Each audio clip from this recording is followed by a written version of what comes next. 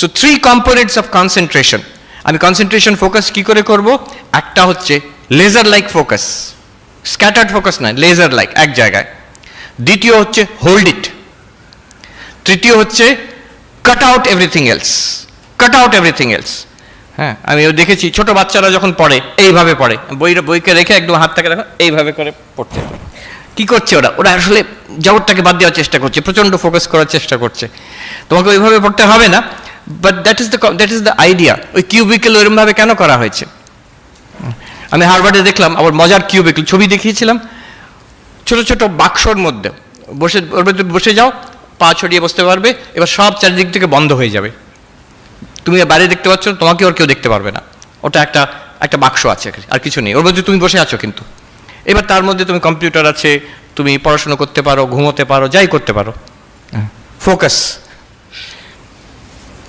So cutting out everything else, laser like. Swami Vivekananda বলছেন, secret to concentration is to do whatever you are doing with the fullest possible attention, that's the laser like focus. তারপরে hold it, don't shake. হ্যাঁ, উত্তরাখণ্ডে একজন সাধু, উনি ধ্যান কি করে করতে হবে তার ইনস্ট্রাকশন দিচ্ছে, সে একদম এনসিসির প্যারেড গ্রাউন্ড ইনস্ট্রাক্টর মতন। বলছেন, হিলো মাত, নড়বে না, সোজা বসে থাকো। বলো মাত, কোনো কথা বলবে না।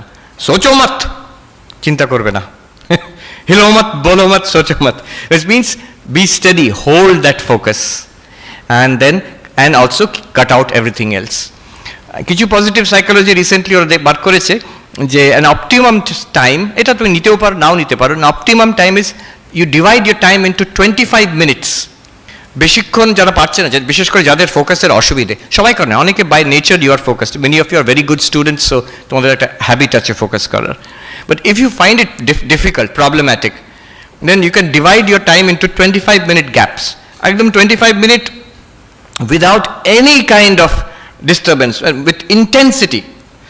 এটা সংকল্প করবেন যে I will cut off this time, এখন থেকে 25 minutes আর কিচ্ছু হবে না, কোনো মোবাইল নয়, কোনো বন্ধুর সঙ্গে কথা নয়, কোনো অন্য চিন্তা নয়, জাস্ট এই বইটা কি, লেখাটা কি, অ্যাসাইনমেন্টটা। 25 minutes later I can give a little, যদি ইচ্ছে করে একটা গ্যাপ দিলাম, কয়েক মিনিট এদিক ওদিক দেখলাম, একটু স্ট্রেচ করলাম, একটু গিয়ে জল খেয়ে এলাম, হ্যাঁ, আবার তার নেক্সট 25 minutes। বলছে এটা নাকি ভালো কাজ করে। Depends, you must have your own study habits, তো নিজে তৈরি করতে হবে। It depends from, it changes from person to person. যদি অনেকক্ষণ ধরে রাখতে পারো কনসেন্ট্রেশন, আরও ভালো, না পারলে এটা একটা। নাও স্বামী বিবেকানন্দ উনি যখন বলছেন যে do whatever you are doing with the fullest possible attention, আমরা মনে করতে পারি সব কিছু ফুলেস্ট পসিবল অ্যাটেনশন দিয়ে করবো কেন? আমি একটা বই পড়ছি, ঠিক আছে, ফুলেস্ট পসিবল অ্যাটেনশন। বন্ধুর সঙ্গে গল্প করছি, ফুলেস্ট পসিবল অ্যাটেনশন কি দরকার, তো রিল্যাক্স করছি। But no, it's a habit of the mind. So we have only one mind. Swami Vivekananda বলছেন, remember you have only one mind, it is the same mind.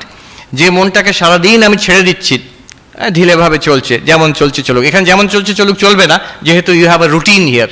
মহারাজরা আছেন, ওয়ার্ডেনরা আছেন, একটা টাইম টেবিল, একটা ঘন্টা আছে, so you are, it's good, you are in a routine. কিন্তু যখন রুটিন নেই, তুমি একা পড়ছো, অন্য কোনো শহরে কেউ বলার নেই, মহারাজ নেই, বাবা মা নেই, একা আছো, যেমন ইচ্ছে তুমি থাকলে, then you will notice one thing, যখন আমার ইচ্ছে হচ্ছে পড়তে, that I have to focus on something, আর মন নিচ্ছে না তখন, because I have let the mind run as it wants to throughout the day.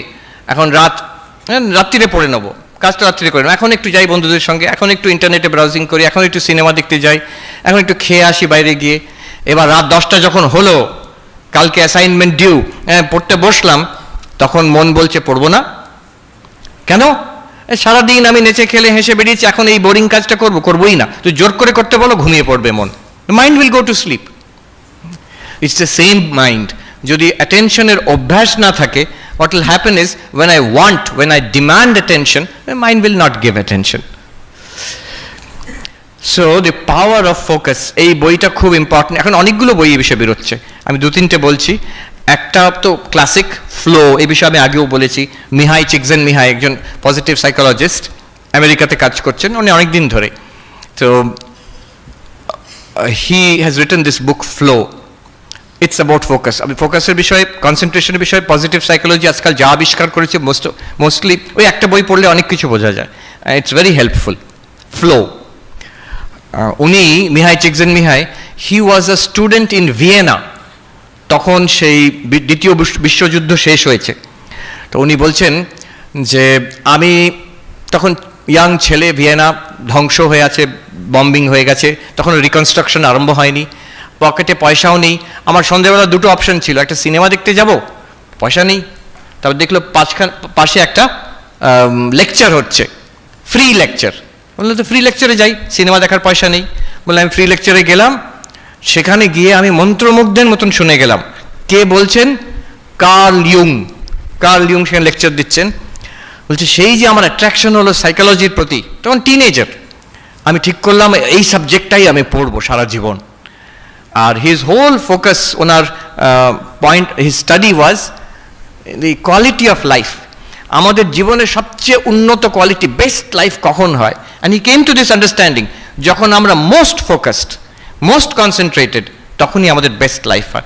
Most focused, he also said, on some worthwhile project.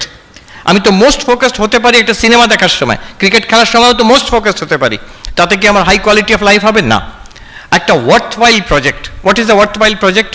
তোমার পড়াশোনা হতে পারে, তোমার কাজ হতে পারে, তোমার বই লেখা হতে পারে, ক্রিয়েটিভ এন্ডেভার হতে পারে, সায়েন্স আর্ট কিছু হতে পারে, স্পোর্টস হতে পারে, খেলা, সাম ওয়ার্থওয়াইল চ্যালেঞ্জিং টাস্ক। তাতে যখন আমার প্রচণ্ড ফোকাস আসে, that is the most high quality life, যেটা মানুষ রিপোর্ট করছে। So if I want my life to be very fulfilling, one of the key components is focus, concentration chhada, and the ability to pour oneself into the object. Swami Vivekananda bolchen, if I had to do my education all over again, I would develop the power of attachment and detachment, and with a perfected instrument I would go around collecting information, knowledge. Swamiji তো এখানেই পড়েছেন। আমি গতকাল Presidency college ইউনিভার্সিটিতে গেছিলাম, ওখানে ওদের নাম করা যারা এক্স স্টুডেন্ট, তাদের নাম বড় বড় করে লেখা আছে।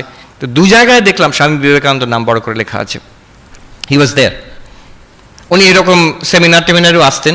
ওদের একটা পুরনো রেজিস্টার খুঁজে পেয়েছে, সেমিনার হচ্ছে, তো কে কে অ্যাটেন্ড করছেন তার মধ্যে আছেন নরেন্দ্রনাথ দত্ত, ওনার সই আছে।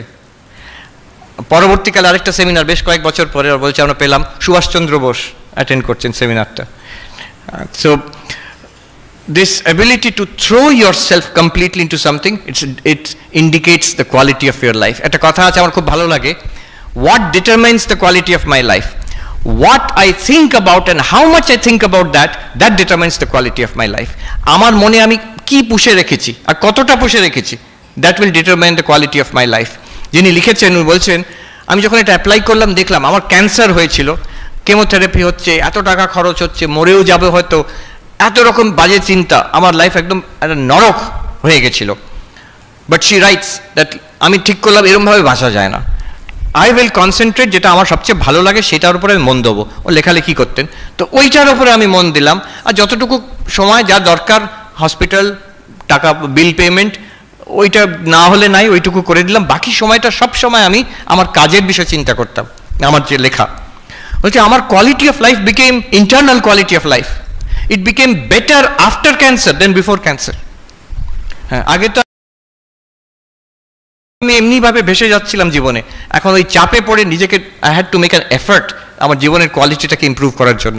So what you think about, আমি কি আমার ক্যান্সার, রোগ, এই টাকা পয়সার চিন্তা নিয়ে সারাক্ষণ ভাবছি, নাকি আমার ফেভারিট সাবজেক্ট ওইটাকে নিয়ে ভাবছি, একটা কিছু কনস্ট্রাকটিভ ওয়ার্ক জীবনে, একটা বই লিখছি কিংবা ধ্যান করছি, whatever it is, something high and noble, সেখানে মনটা দিচ্ছি, then my life will improve. মিল্টনের কথা আছে, the mind in its own place can make a heaven of hell and a hell of heaven. মন নিজের থেকেই স্বর্গকে নরক বানিয়ে দিতে পারে, নরককে স্বর্গ বানিয়ে দিতে পারে। কিভাবে? কি চিন্তা আমি মনে পুষে রেখেছি, কোন চিন্তাটা, আর সেটাকে ডেলিবারেটলি করতে হবে। ডেলিবারেটলি না করলে কি হবে, যেটা ইমিডিয়েট সমস্যা সেটা মনকে সে ভূতের মতন পেয়ে বসবে। আমি যদি ডেলিবারেটলি করি, আমি আমার সাবজেক্ট এই নিয়ে ভাববো, আমি আমার ইষ্ট দেবতা, আমার আরাধ্য দেবতা, ওই নিয়ে ভাবো। যোগীরা কি করে, একটা উচ্চ আদর্শের ওপরে মনটা দিয়ে রাখে, বাকি জীবনে যা হচ্ছে ও অল্প একটু অ্যাটেনশন দিলেই হয়ে যায়।